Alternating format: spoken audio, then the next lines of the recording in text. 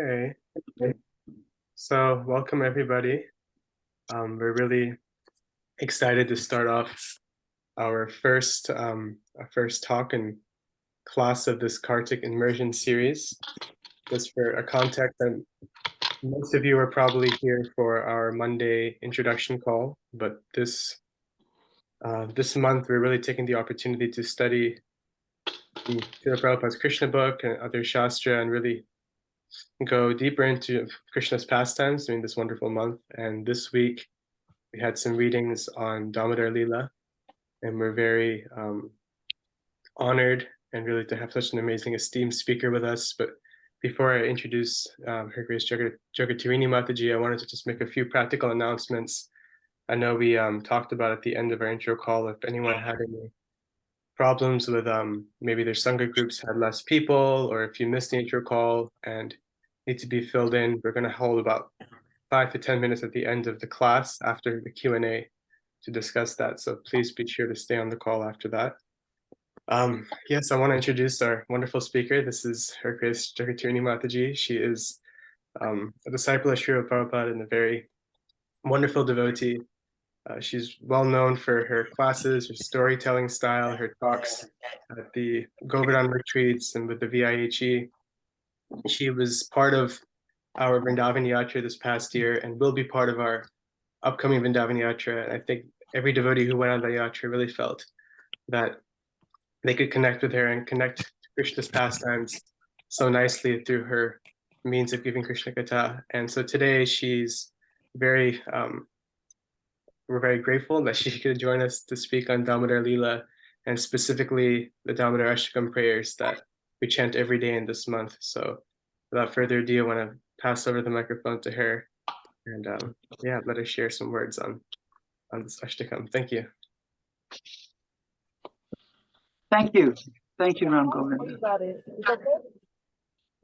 And then also practically, if everyone has their, can go on mute and there'll be a Q&A time towards the end of the class.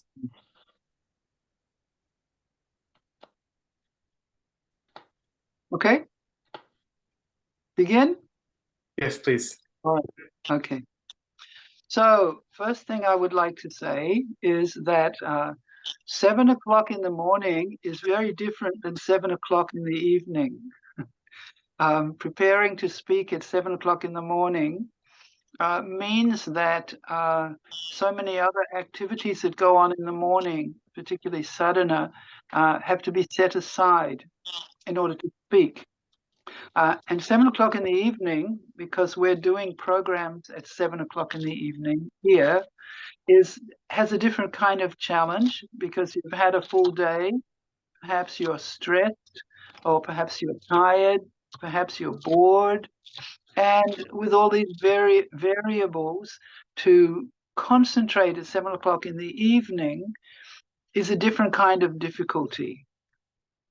We have a program for 2 weeks every year, and we've had that program for the last 22 years, a long time, perhaps longer than many of you have been in this particular body, but who knows what you were doing before.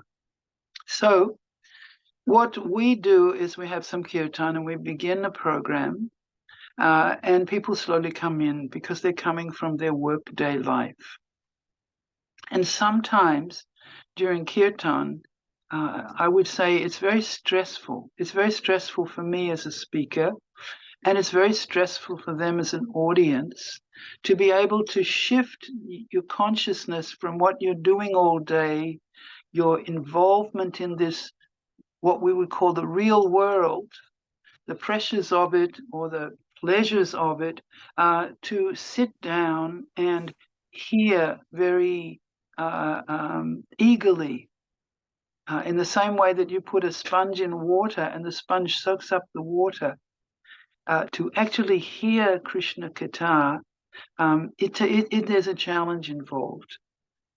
And for us, during these 2 weeks, every night, it's akin to what we're trying to share with our friends. It's akin to some degree, a Vraj Mandal Prikrama.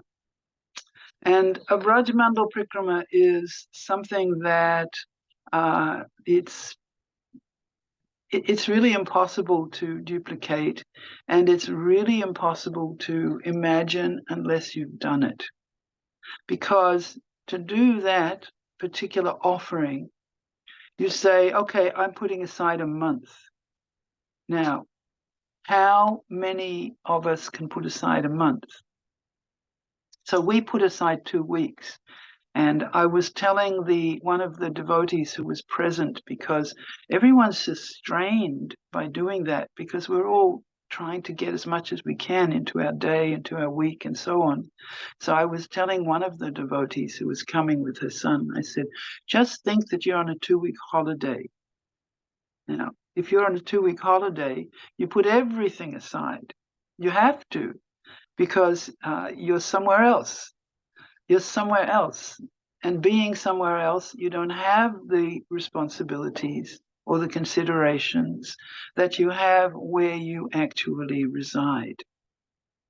And so here we are, in the place where we reside, trying to simulate that sense that this time I'm putting aside specifically to develop my sense of the reality of Krishna and Krishna's world. This is not an easy thing to do, and I would imagine most of you would instantly agree with me on that.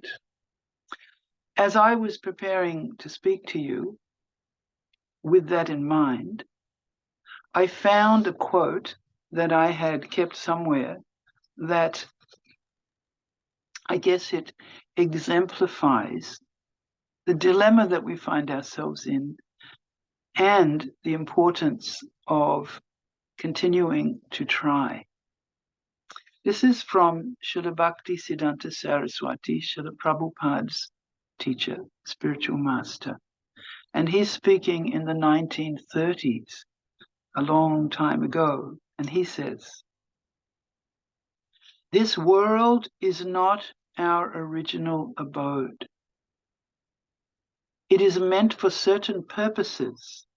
And after that, we are to proceed to our original home. This world is not a desirable place. It is not good to be enticed to stay here for long, very long, forgetting our original home. We stay there with Godhead. We are the eternal servants of Godhead.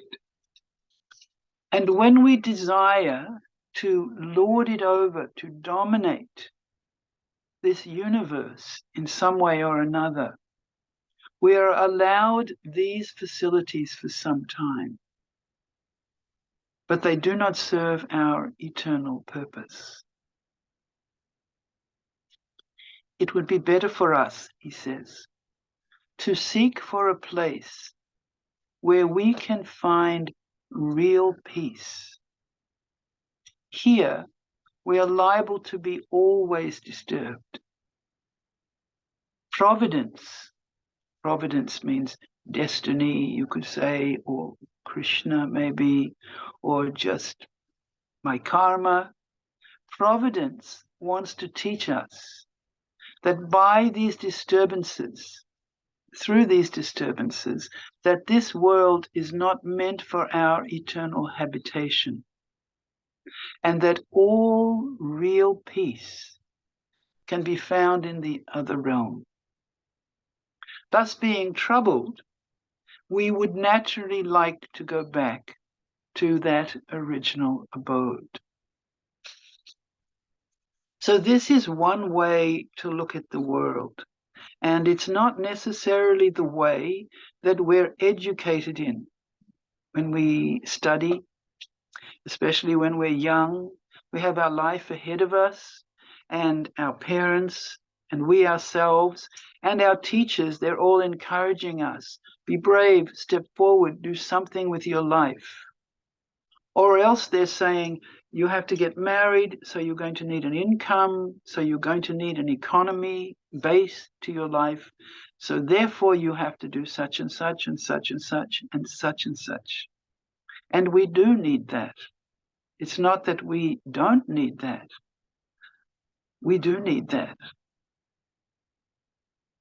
But the question arises, how then can we also integrate this mood that this world is not our home?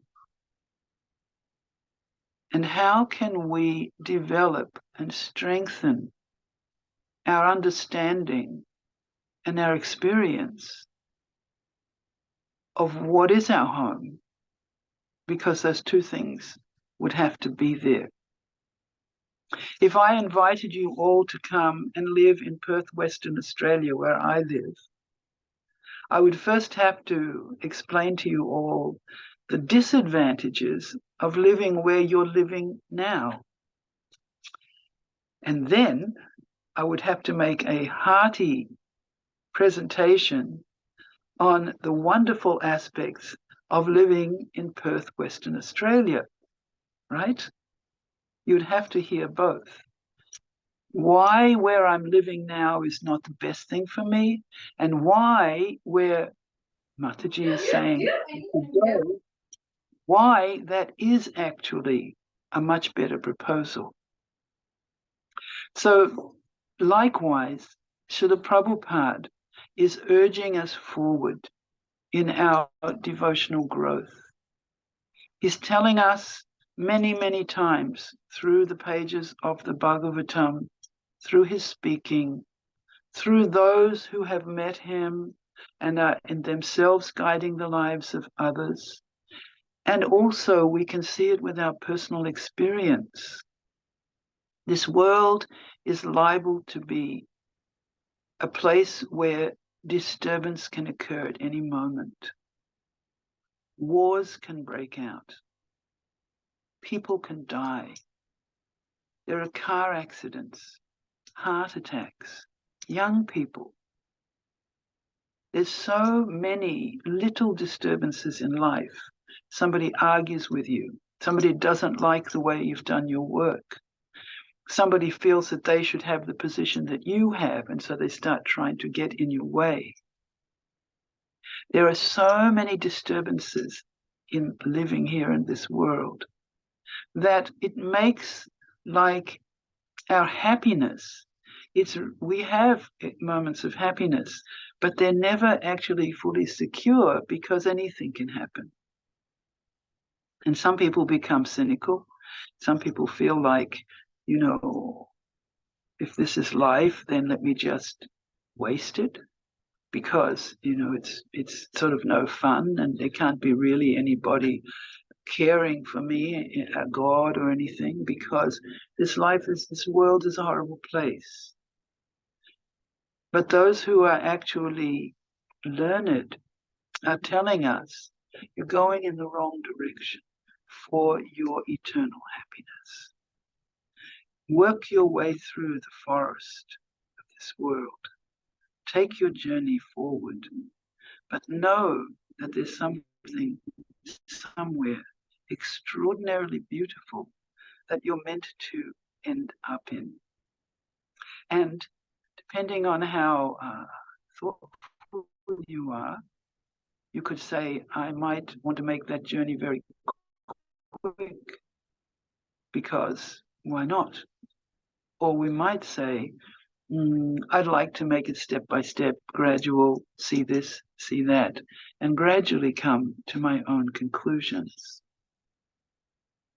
Or there are many people who feel like there isn't anything else, so let me just do what I can to enjoy life.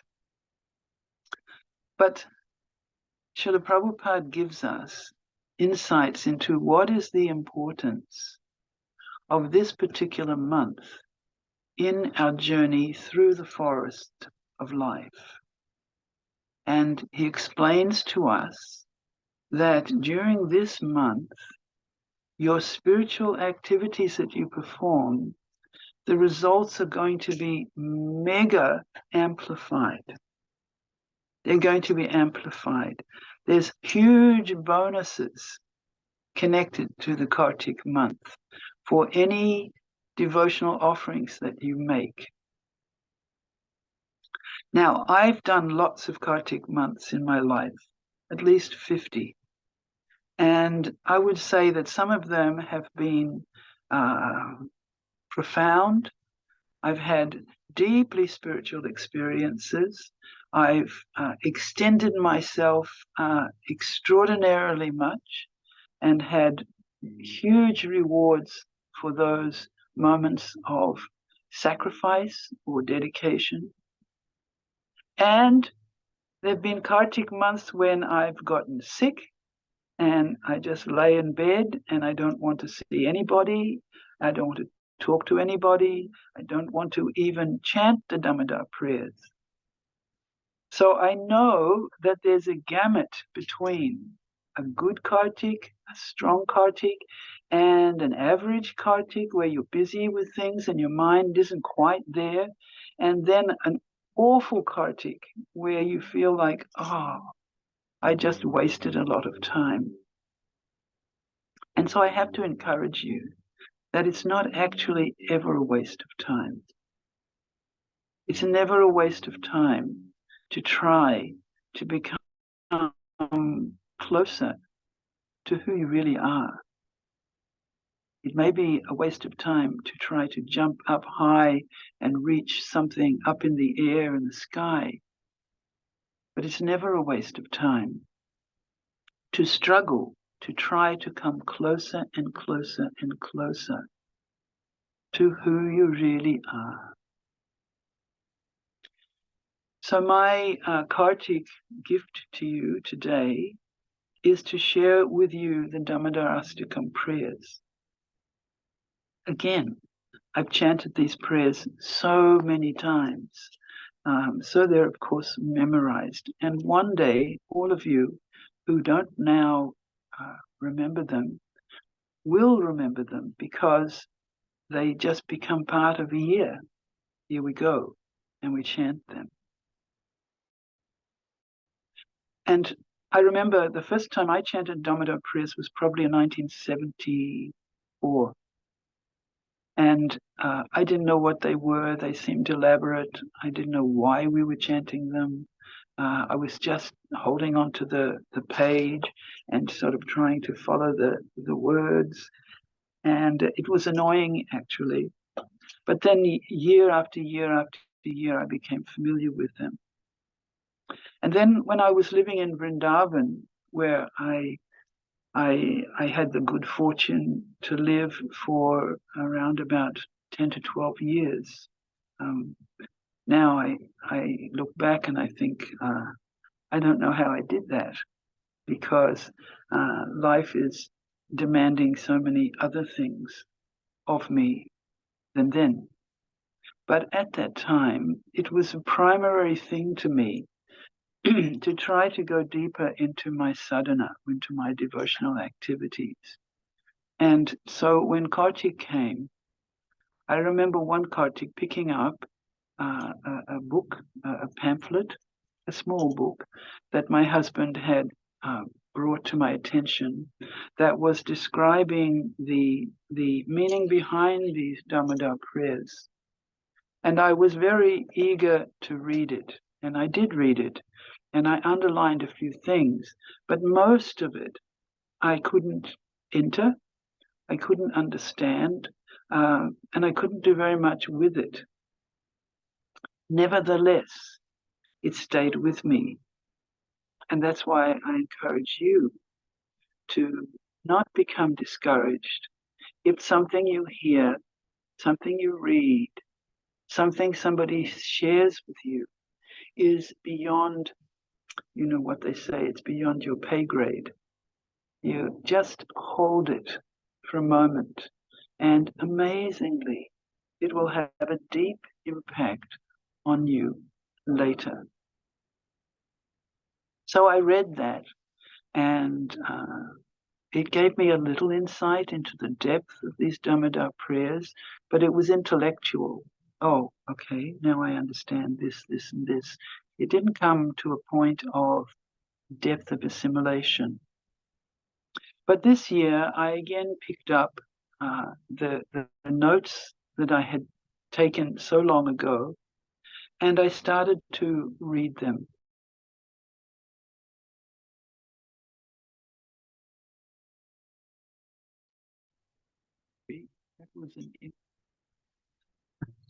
So this year, they helped me greatly. So let me try and share something with you. I haven't had time to prepare in a complex intellectual way, and I think perhaps that's not what you require anyway. So best that I give you a little of what has touched my heart, and it may also touch yours. So some of you may know there's a book. It's not a book, it's more than a book, called Brihat Bhagavatamrita. It's actually 3 volumes. It's published by our BBT, and it's written by Srila Sanatana Goswami. So Sanatana Goswami was the older brother of Srila Rupa Goswami, and Sanatana Goswami and Rupa Goswami, they lived in a place called Ramakeli in Bengal. And both of them were very, very, very profound personalities. That's an understatement. They are eternally connected in service to Sri Chaitanya Mahaprabhu, and thereby also connected in service to Sri Radha and Krishna in Vrindavan. So Sri Chaitanya Mahaprabhu, to establish Vrindavan as the importance of Vrindavan, he sent both Rupa and Sanatan to Vrindavan, and he requested them to uncover the different sacred sites of Krishna's Lila when he appeared here in this world. So I was reflecting on that just yesterday, actually, how 5,000 years is a long time. 5,000 years Krishna appeared. And if you look at any history of any ancient civilization, you'll read about how 2,000 years, 100 years, there was a powerful Alexander the Great or some great personality, and then they passed away, and then their son ruled for some time, and somebody killed him and took over his kingdom. And if you read history, it's a combination of victories and defeats of kings or rulers or dynasties or countries or empires. And likewise also on the Indian subcontinent. So to think 5,000 years ago, Krishna appeared. How do we know this? I'll ask you that question and answer it for you. We know it because we've read it in the Srimad Bhagavatam. And the Bhagavatam is authentic. So for thousands of years, Krishna and his places of pastimes remained essentially in a literary form, but not in geographically available. And when Sri Chaitanya, who is Krishna himself, came to Vrindavan, he traveled around from place to place, and some places he perhaps was still already known, and some places were not. And he located certain places such as Radhakund and Shamakund because they're so special that only he would be able to recognize them because of who he is. But then he deputed the Goswamis and told them to go to Vrindavan and uncover, unearth, rediscover the places where Krishna performed his different pastimes. And so we are absolutely indebted to them. So Sanatana Goswami used to travel around Vrindavan. He used to go from one village to the next village, to the next village, to the next village. And according to the accounts that we read, he was so loved by the Brajavasis that when he would come to some village, everyone would come out to meet him and greet him. And when it was time for him to go to the next village, everybody would be crying, because they loved him so dearly. And he would sit down with the local Vrindavan people and he would ask them so many questions. How is your harvest? Is your daughter married? What is the situation in your family? Are there any problems? He didn't just only speak Krishna Katha about Krishna, but he personally was very, very affectionate to all the people in that village. At the same time, he took time at different points in his stay in Vrindavan to write. And he wrote this book, Brihad Bhagavatamrita, which essentially is in two sections. And perhaps many of you have read Brihad Bhagavatamrita. So the first section is a search and discovery for who is the greatest, most fortunate personalities who have received the most of Krishna's mercy. That means, put simply, who does Krishna love the most? Who does he love the most? And Narada Muni is is journeying through this journey of discovery, and he goes from one place to another, to another, to another, higher and higher and higher realms, advised by the personalities he meets to move further. Go this person, he's greater than me. And each of the people who he meets are great in their own way. And each of them resists the temptation to say, I'm great. And each of them says, I'm not very great. I don't know how to do anything. I've got so many bad qualities. Go and see who is greater. And so his journey continues on and on and on until he comes finally to Dwarka. And in Dwarka, he hears about the residents of Vrindavan and he hears how great they are and how much Krishna loves them. So that's the first one. Who is the greatest devotee? And the second part of Brihad Bhagavatamrita says, where is the best place? Where can I find most perfectly the service of the Lord of the universe, the Lord of my heart? Where can I discover the best, most fullest experience of love? And the hero of that section of the Brihad Bhagavatamrita is a young cowherd boy. He's born in Govardhan, and he meets a guru. The guru gives him a mantra. He chants the mantra avidly, and it takes him higher and higher by the blessings of his guru, who blesses him with three things. He blesses him with a long life. He blesses him that he will always stay the same.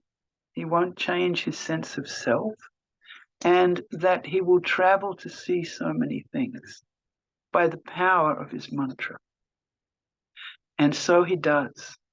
And eventually he comes through the different categories, different stages, different levels of even the universe, way beyond scientific discovery, way, way, way beyond anything that we can do here with our technology and our big, big brains and our university learning and our this and our that and our that and our this. Way beyond all of that, he travels through the different subtle layers of the universe And he travels beyond that. Now, to write a book like that, you could either be writing it like, you write a fairy story, once upon a time, with imagination, or you yourself would have to be able to take that journey yourself. You would have to know what is there on each level. In order for your story to have depth of impact, you would have to know what you're talking about. So Sanatana Goswami writes this beautiful book, and I've read it many times and forgotten it quite quickly, I might add. And recently I read it again, and so it's fresh in my mind at the present time. And so as this young boy, Gopkumar, is traveling higher and higher to higher states of consciousness, because higher realms of the universe means higher states of consciousness. And then he travels beyond matter. And that means he travels beyond time. He travels beyond space. He travels to the realm of spiritual energy. And then he continues his journey. So I'm mentioning this to you because there's a link between this Damodar prayer and the prayers and the glorification of Srila Sanatana Goswami, what he has composed.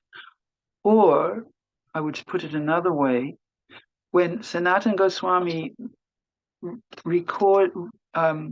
when he writes about the Damodar prayers, he's writing about them from that perspective.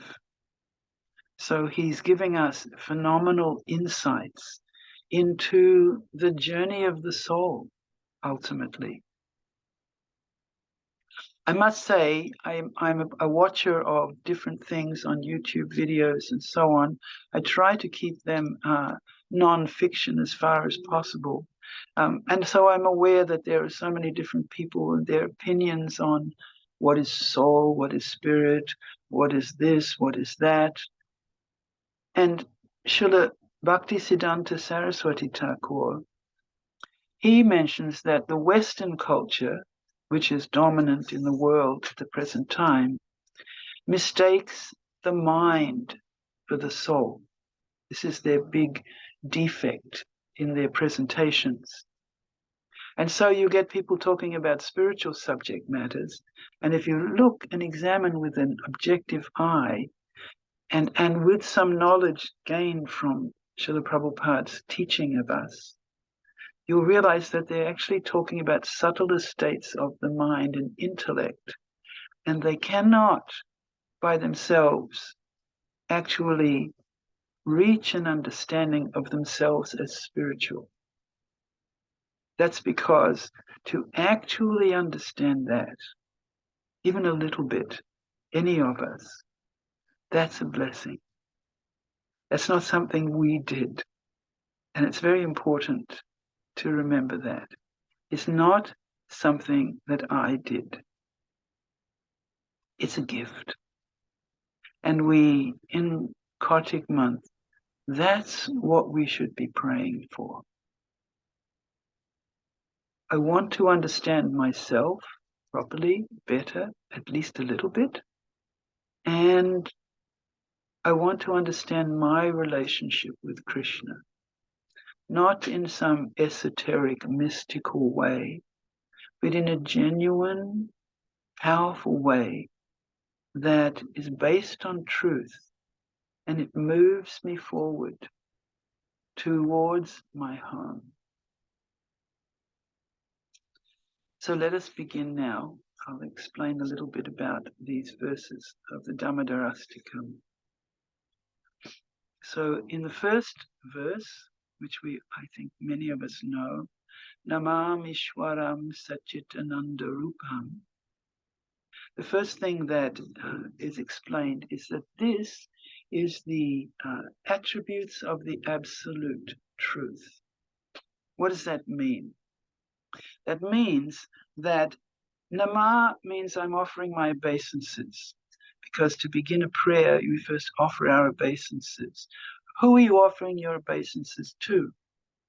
Who is the person who you feel is going to benedict you? And who is so then? In this case, it is this Satchit Ananda Rupa. This Ishwar, he's an Ishwar, supreme controller, and his form, Rupa, is Satchit Ananda. It means that he has a form which is the embodiment of eternity, knowledge, and bliss. So this is important to begin with, because we first need to understand respectfully who is God, what is God like. We need some scientific understanding, and it's there, it's available. But then he very, very quickly, after having offered his obeisances in this reverential way, he starts to describe this beautiful pastime. Lasat kundalam gokule vrajamanam. In Vraja, Gokula, Gokul Braj, there is Krishna, that's his residence. And he's so beautiful because his kundals, or his earrings, they flash and sparkle on his cheeks. And when they touch his cheeks become pale pink color from the touch of the kundals, or his earrings. And imagine, he's running in this meditation that Satyavrata Muni is sharing with us.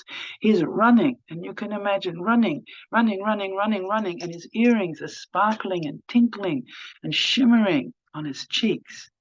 And why is he running? He's Satchit Ananda Rupam, eternal, full of all bliss and happiness.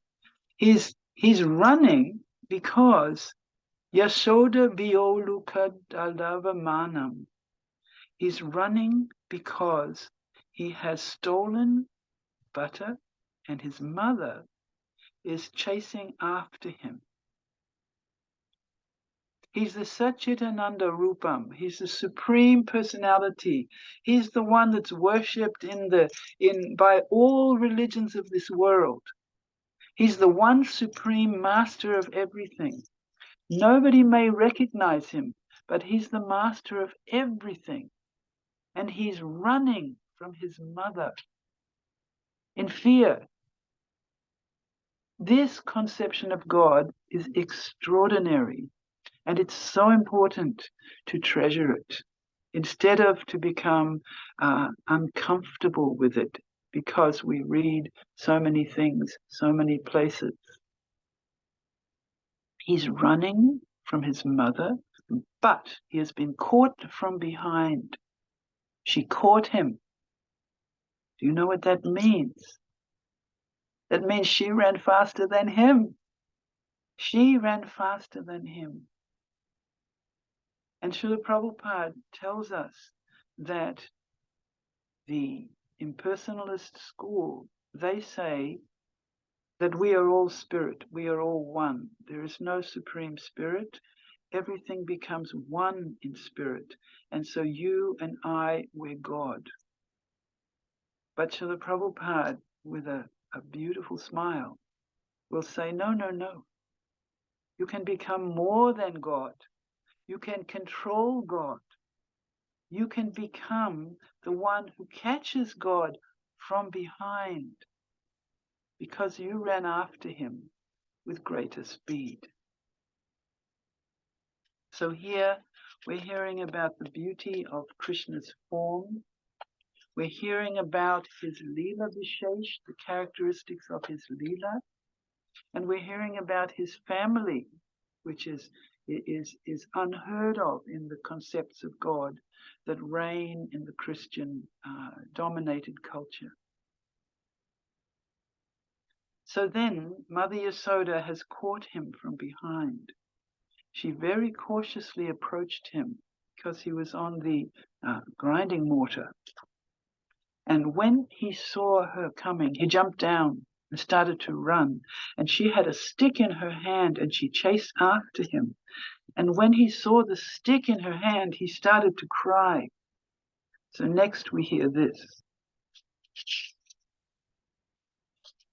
Rudantam muhur netra yugmam rijantam. Karamboja yugmena satanka netram. So we see 2 times here the word netra, or eyes. So he's crying, rudantram muhur netram, crying and crying and crying. And he's rubbing his eyes with his hands. And Srila Sanatana Goswami, in his beautiful mood of realization, he says, maybe he's rubbing his eyes like this to show his mother, don't punish me, don't punish me. Or maybe he's rubbing his eyes to get tears to come. Or maybe he's crying and rubbing his eyes, don't punish me, don't punish me. But he's crying and his eyes are filled with fear. Then muhur swasa kanka, his neck is shaking because of crying, and his pearl necklaces around his neck are trembling from the fear that he's feeling from his mother. So he says he bows down to that Supreme Lord whose belly is bound by his mother's love and not by a rope. So this Lila is to describe how to love Krishna binds Krishna. Let me see, next verse. So when she tried to bind him, we all know, and we've read it in our Bhagavatam and Krishna book, she tries to bind him, but she can't bind him. She gets the rope, she ties it around his little belly. She's put decorations around his tiny waist early in the morning. She's decorated him, she's tied things around his waist so many times. But this time when she brings the rope around, it's too short. It doesn't quite meet. So she thinks, let me get some more rope. Wouldn't you think like that? So she goes and she gets some more rope. She ties it together and ties it together, and she's working very hard. She has rope from all the ladies in the village. She ties them up and she's determined, I'm going to tie him up. Why? Because I want him not to misbehave. And he was so upset, I don't want him to run away to the forest, but I have to prepare for him something for his pleasure. I have to make these milk sweets for him. So he should be kept here until I've made the sweets, and then I'll untie him. So she ties, she tries, and she tries. And eventually, when Krishna sees her effort, he agrees to be bound. So then when she tries to bring these 2 together, all of a sudden they come together and she ties up little Krishna. Now, we all know, I think, there's a lesson in this for us. There's 2 things involved in our development of bhakti. One of them is our efforts, and the other one is coming from Krishna. It's Krishna's kindness. I have to tell you, this morning when I was trying to get this Zoom thing to work, I'm not a modern technological person, and I was thinking all the time, oh my gosh, this is taking so long, I can't get it to work, and I was grumbling away and grumbling to myself, and then I suddenly noticed, and this happens in so many cases, not just in this moment, I noticed that I was grumbling and tense, and then I suddenly stopped. And I thought, do you want to make this an offering or not? and if you want to make it an offering, do you want to make it a grumpy, grumbling offering? Do you want to make it a, why do I have to do this? Is that an offering? Or do you want to say, reverse that, take that back, cross that out? I want to say, thank you for giving me an opportunity that is giving me service. And at that moment, when I shifted my consciousness, I also, because we're only human, I put in a plea. I said, okay, I'm happy to do this. It's service. Can you help me to do all the other services that I have to do today with a happy heart? Because sometimes I grumble a lot. And then I thought, now I have to trust that I've requested, please give me a better quality of consciousness. Now I have to trust that that better quality of consciousness will come. And then I felt quite peaceful, like as if I had tied something up. And I felt to myself that actually there is hard work in the process of bhakti. There is hard work, but it's not disagreeable hard work. And we should be ready to, if we wish the reward, we should be ready to work a little harder. Just as we're ready in so many human occasions to work harder because we see a fruit. So we should be ready during Kartik to work a little harder, perhaps sleep a little less, perhaps tolerate being in a bad mood sometimes, perhaps put your toe in the water a little further in your bhakti practices, perhaps get yourself up and going again when you feel like, oh, this is too hard, or perhaps to stay steady if you're strong and steady. Verse 3. So in this verse, Itidrik Swalila Bia Ananda Kunde. Here Satyavrata Muni is saying how with this Leela, these beautiful Leelas of Krishna in Gokul, the Swagosham, Krishna's family, Nimajantam, they're immersed in an Ananda Kund of Ananda, immense happiness. So Tadiye Sita Gyeshu Bhaktir Jitatvam. Tadiya means those who are actually interested in the opulences of even Vaikuntha, where one has four arms, one has gold and jewels and a form like Lord Vishnu and majesty. For those, they should be informed that the bhakta, or the love of Krishna, it is the ajit, it defeats Krishna. He's defeated by the love of his devotees.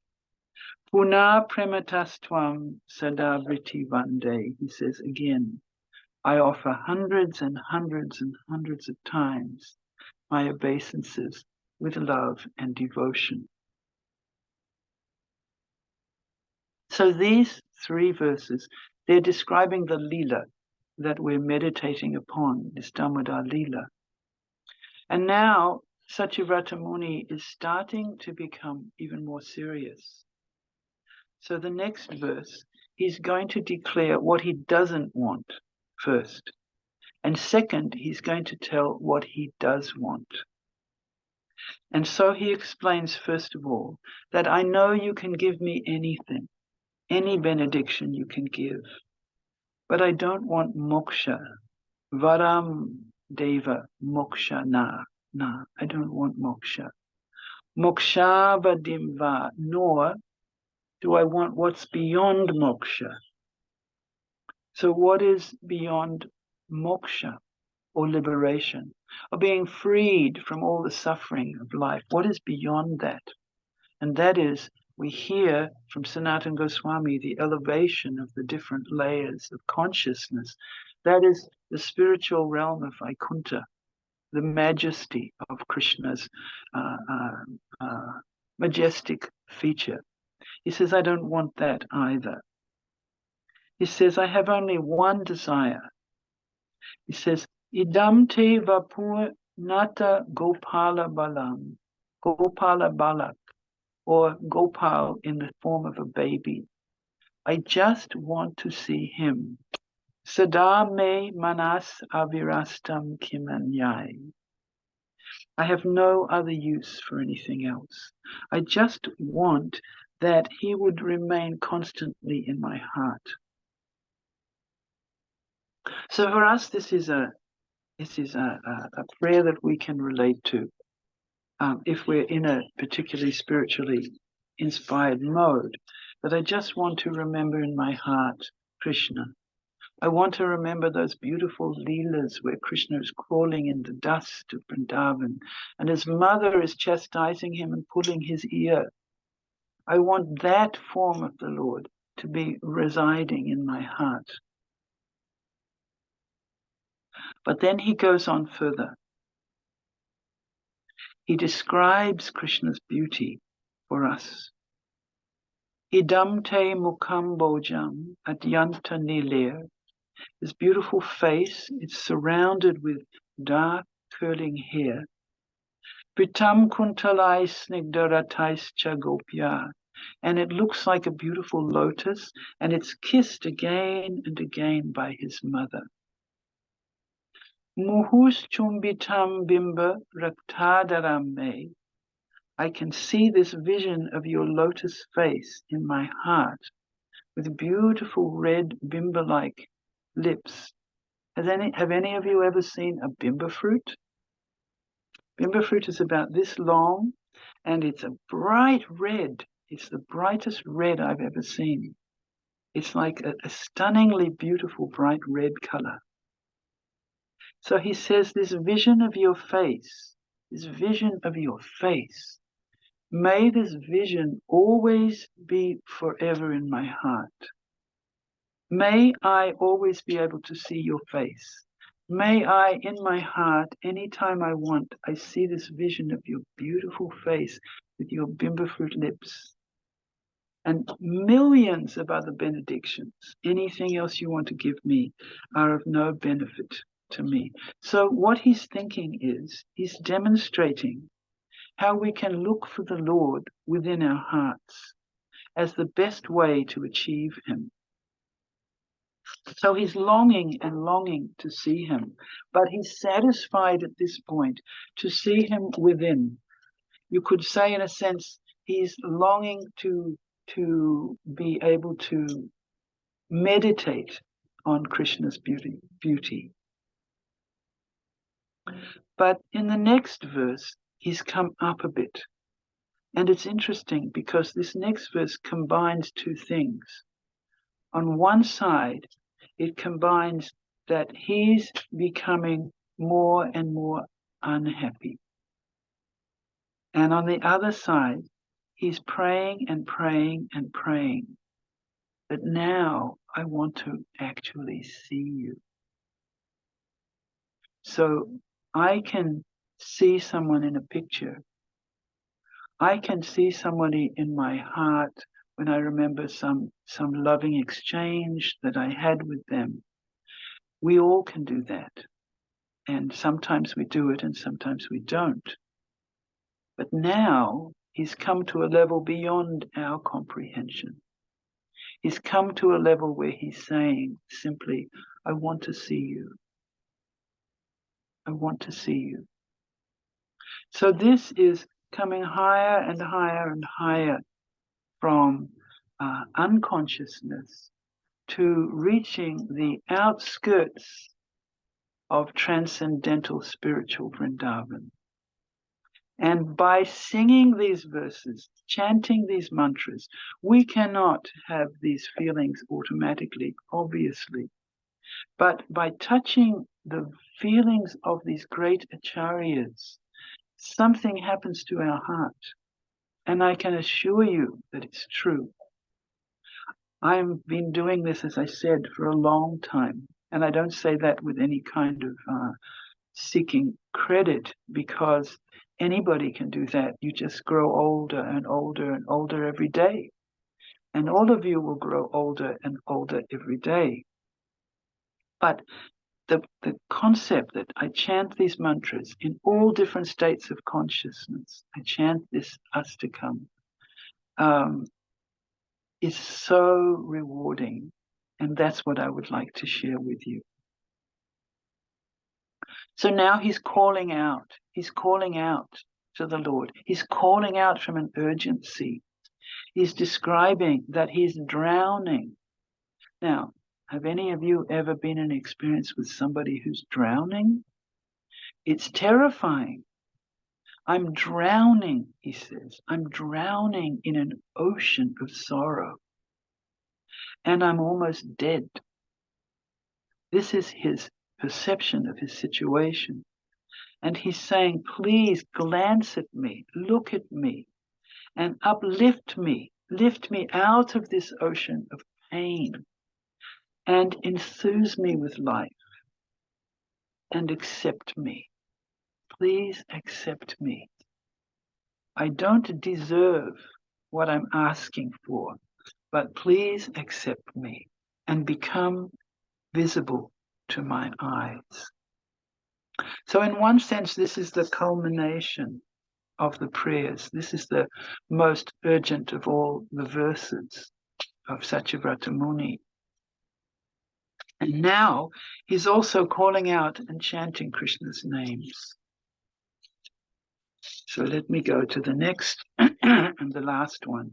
I don't know how I'm doing for time. Can somebody let me know? You're doing fine with time. We have until another half an hour if we finish your class and then Q&A in total. Okay, thank you. Thank you.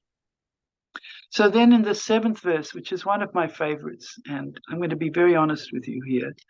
Sometimes when I'm chanting Damodarastakam, because I know the words, I chant on autopilot and the words come out and my mind goes somewhere else, distracted. But usually this is where I wake up when we come to this verse, which is a little sad to admit because it's the second last one, but it's a nice one. It's a good time to wake up.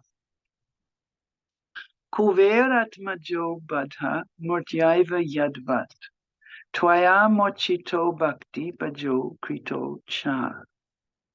So he's saying that Kuvera's sons, Kuver Atmajo, are bound up. And yet they're bound to the grinding mortar, and they've been cursed to stand as trees. And you've liberated them from this curse. But not only that, not only did you liberate them, you released them, you freed them. Like we have sometimes struggles, mental struggles, physical struggles. If somebody comes along and releases us, say we're in debt, and somebody comes along and says, I'll pay all of that. Don't worry, I'll take care of your debt. We're very grateful. Thank you, thank you, thank you. So kind of you. But if somebody comes along and says, not only will I pay your debt that you owe, but I will also give you $1 billion, undeserved. That's extraordinary. So Krishna he's saying, Satyavrata Muni is saying that you delivered the sons of Kuvera from the form of trees while you were tied up by a wooden mortar, and you gave them bhakti, you gave them devotion. And those two sons of Kuvera rose up from the trees and they offered beautiful prayers that you can read to Krishna. They offered prayers and they sought a benediction. And their prayer was that they wanted to always be able to glorify Krishna and always hear about him and always be with devotees. So they offered their prayers and Krishna accepted their prayers. And he benedicted them and they went back to their heavenly kingdom, and he sat there tied to the grinding mortar, waiting to be released, which was most extraordinary, that he wasn't released. He couldn't release himself. He couldn't release himself from the love of his mother. But he released them and he gave them bhakti. And so Satyavrata Muni is saying at this point, after praying, first I want to see your face in my heart. I want you to, the beauty of your face. I want to actually see you. And now he's saying, I want that prema bhakti. He says, Tata prema bhaktim swakam me prayacha. That, Tata, that prema bhakti, I want that. Please give me that. And then he says, na mokshe graho. He keeps saying, I don't want moksha. Na mokshe, I don't want moksha. In other words, I don't just want to be released from this world and have a peaceful life. I want to love you. I want the unlimited billions of dollars, not just that you pay my debts. So then, at the last point, it's very important to note that how did those two sons of Kuvera get such a reward? And this, I think, is one of the most satisfying parts of this prayer, because the answer is they got that reward because of Narada's well wishes towards them. They didn't have any qualification themselves, but Narada was very sympathetic to them in their clumsy, embarrassing state, and he punished them. He punished them. It means he purified them because they were misbehaving. But then he arranged for them to get this opportunity. So we should understand also that we are not qualified. Even we've been born devotees, or we haven't been born devotees, or we're newly come, or we're oldly come. We're not qualified, fully qualified. But we still have a right, because we want Srila Prabhupada and our spiritual guides to bless us with that prema bhakti, with that opportunity to receive prema bhakti. The mood is that if we can obtain prema bhakti, then why care for the insignificance of liberation from material life? Another meaning of iha means Vrindavan, where prema bhakti is predominant and where Krishna is always present. And so the last verse, Satyavrata Muni completes his prayer, because he began with Namah, an offering of obeisances, and at the end he offers his obeisances to everything, every aspect of what is important to him. He begins by offering his obeisances to Krishna's belly, which is tied with a rope. How can you tie up the absolute Sat Chit Ananda Rupam? He offers obeisances to his belly, which is the abode of the entire universe. He offers obeisances to that brilliantly effulgent rope in the hands of Yasoda Mai, who has tied Krishna up for his own benefit out of her deep love. He offers obeisances over and over again to Srimati Radharani, whose month this is. She's the predominating deity of Kartik. And he offers obeisances to Krishna himself, who's performing unlimited, excellent pastime. So I'll stop here, and thank you for being patient. And if anyone has any questions, please ask or tell me or share with me, because I'm over here in Perth, Western Australia, a non-technological person, looking at myself on the screen, feeling a little funny. So I'm looking forward to seeing, is there somebody on the other side? Thank you. Thank you so much for that. Especially now that Kartik is starting, I feel that learning about the meaning behind these verses that we sing every day really will help us understand who we're chanting to and what we're actually saying. I want to ask all the devotees on here, if you're able to, turn your camera on so we can be a little more interactive. And I'm going to pass it to Aditya to kind of talk about how we'll do the Q&A. Hare Krishna. I want to thank you again, Mataji, for the wonderful, wonderful class. And just so you can keep things organized, if you guys have any questions, you could raise your hand via Zoom in a gesture. And so that way we can keep track of the order in which the questions come in. All right, we have our first question from Narottam. Go ahead. Hare Krishna. Mataji, thank you so much for the beautiful presentation. It was really helpful in gaining some deeper insights into Damodara Ashtakam, some points that I've not thought of before ever, like never really heard of, especially when you said that Krishna he delivered the trees, but he couldn't free himself. That's a very interesting perspective. My question was that Satyavrata Muni in this poem, in this Ashtakam, he multiple times he prays that I want to see you. He says, I want to see your smiling face, or he expresses that desire to see Krishna. And a lot of times in our movement, even Prabhupada said that don't try to see Krishna, just focus on chanting, just focus on your service. So how do we, and yet we know that a lot of us, we do have a deep desire to actually, experience Krishna, see the Lord. So how do we kind of understand this apparent disconnect, or, two different aspects?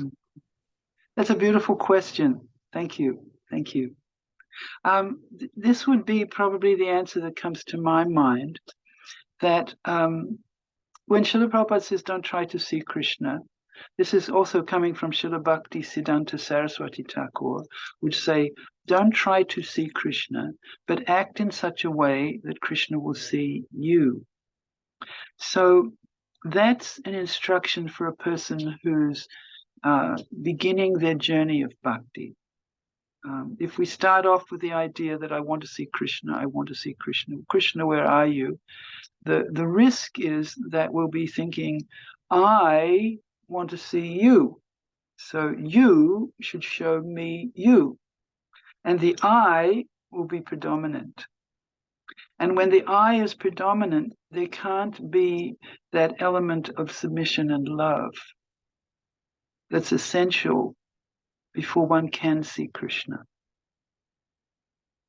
Just like when we go to the temple and we see the deities, we all have the experience that in certain states of mind, I have a very deep and profound experience of the deities themselves. And in other times, I go in there and I don't see anything. I maybe forget even to pay my obeisances, and I'm out of there as quickly as possible. So there's a wide range of experiences that we're all capable of, or on the lower level, guilty of. That's life. So when our bhakti hasn't developed to that highest level, then we have to work on our devotion. And so therefore, acting in such a way that Krishna will see me, it puts me in the right perspective, that I can't demand, come, let me see you. I will examine you. No, that's not going to work. It doesn't work for us anyway. But let me just try and develop some service and do it nicely. And what happens is when Krishna sees you, you feel it in your heart. You feel satisfied within your heart. Yeah? I think it's true for any of us. And so when we feel that satisfaction, and we do more service, so Krishna will see us, and that satisfaction becomes something quite steady. It happens more and more, not less and less. Then we start to get a taste for that. I like that feeling of satisfaction. How did I do that? Oh, I did this, this, and this. Let me try and do it better next time. And so that's the method that builds up our bhakti until it comes more and more and more thick, more and more thorough, with less and less holes in it. And then, as that bhakti develops, quite naturally, I want to see Krishna. And at first I'm satisfied with just remembering him more.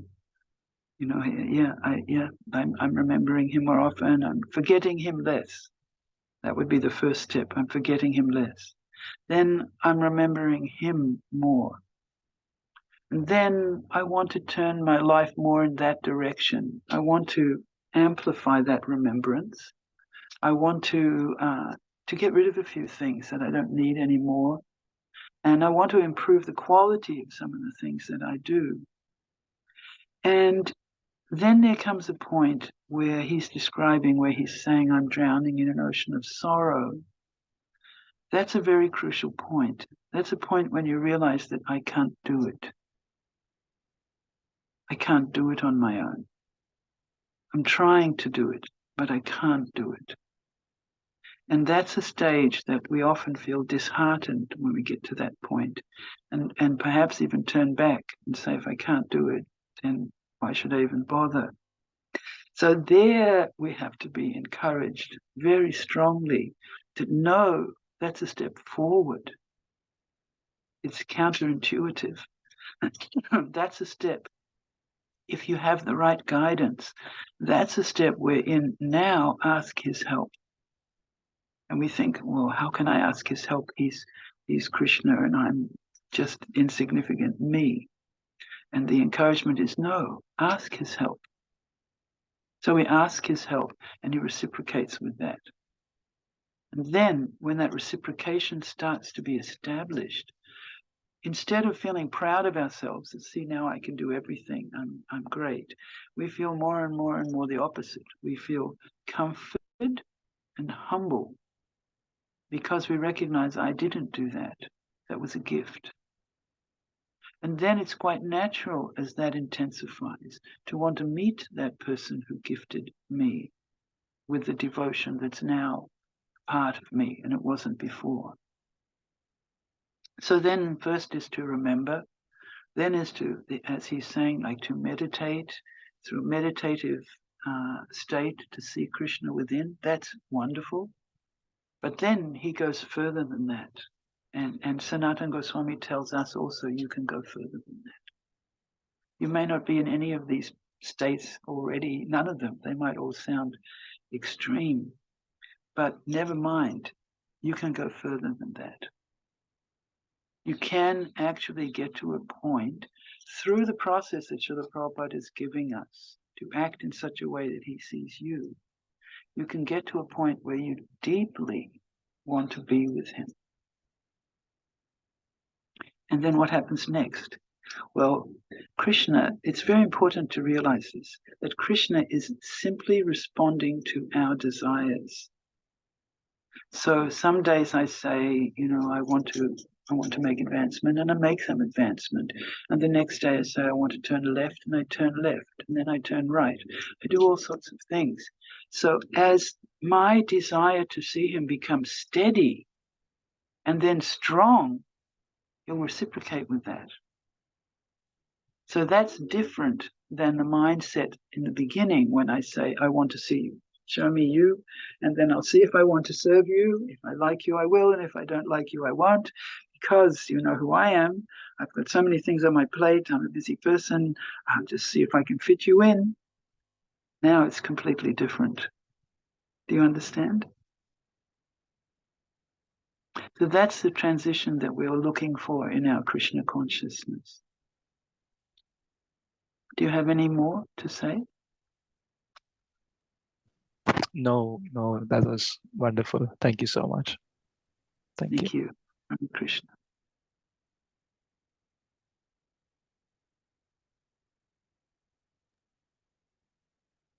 Does anyone else have any questions?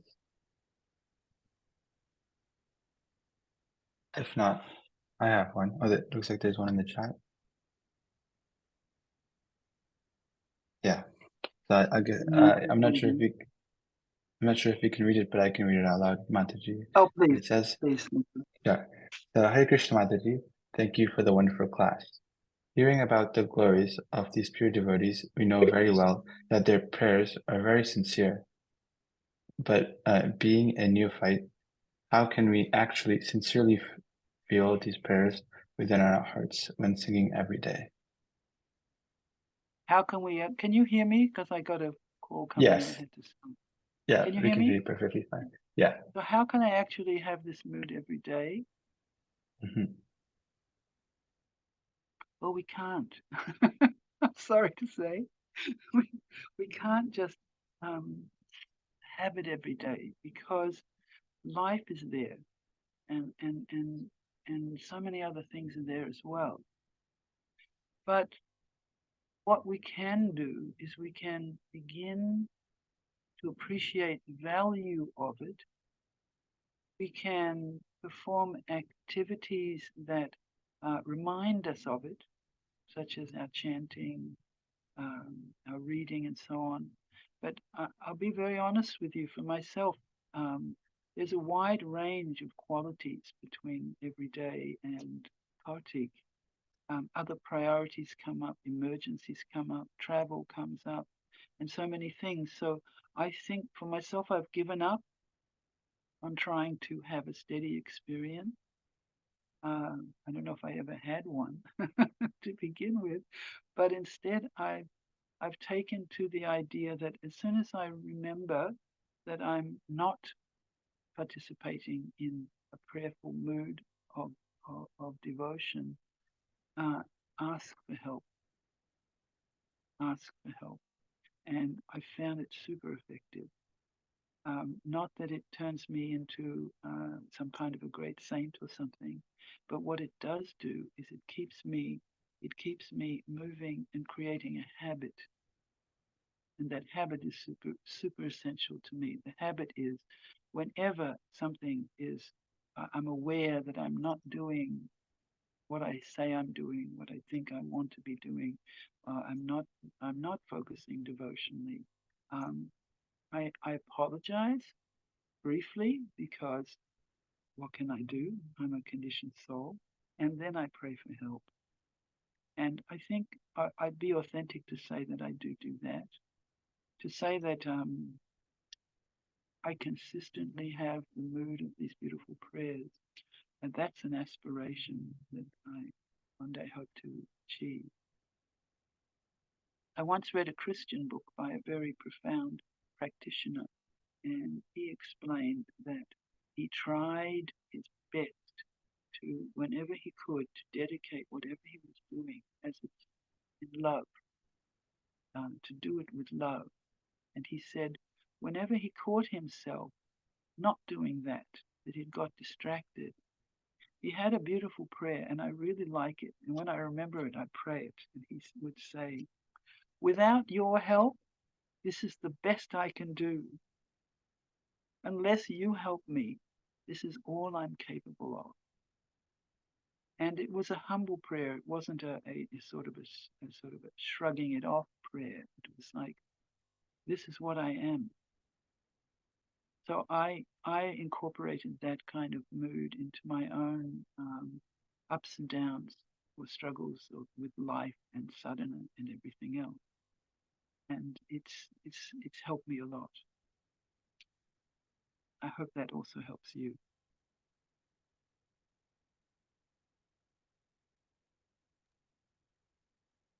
There's one more question that's coming to me anonymously. And while I just wait for that question to come, Mataji, I was wondering if I could ask you to share a few words about the Vrindavan Yatra that TSI does. Ritesh was just telling me that the registration for it closes on Tuesday. And I was wondering if you could just share a few words of your experience and it's just some words of encouragement to have people sign up. Well, I don't know the particulars of bookings and times and dates and things like that. I haven't sort of got that all in my brain yet. But we spent last year. It was actually the most chaotic time, Christmas and New Year in Vrindavan, and we all came together quite spontaneously. We were at the Vrindavan Retreat Center, which is really, really nice. And they had rooms upstairs for breakouts and other communal activities. And we went to see some of the very special places in Vrindavan. So we joined in. It was like a big mela. We joined in the madness of so many people excitedly coming to Vrindavan from so many places, because Vrindavan has become very popular now. That produces some inconveniences for somebody who's coming by themselves to Vrindavan, because that means accommodation is hard, transportation is terrible, so many things. But for the TSI retreat, we had everything arranged really nicely. We had all the transportation, accommodation all cared for. And so it was sort of like, it was exciting. It was super exciting. It's like boating on rapids or something. And we went to Vaishana, we went to Nandagram, we went to Java, went to Vrindavan, we even went to all the temples of the Goswamis amidst all kinds of extraordinary things that were happening. And it was wonderful. Vrindavan is a really special place. You can't plan Vrindavan very well. It's an extraordinarily spontaneous place.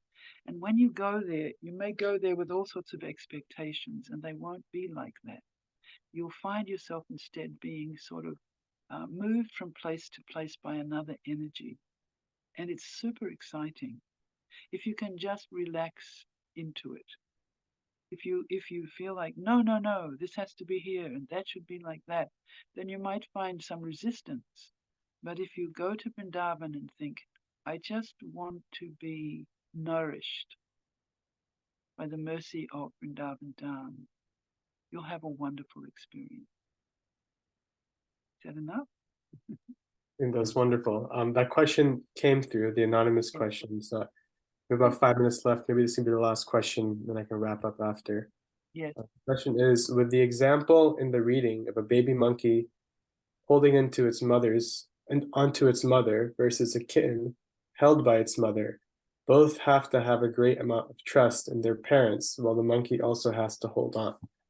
In the same way, with honoring both our efforts and Krishna's grace, how can we understand when to fully trust an action we are taking versus taking the effort to pivot and adapt in life?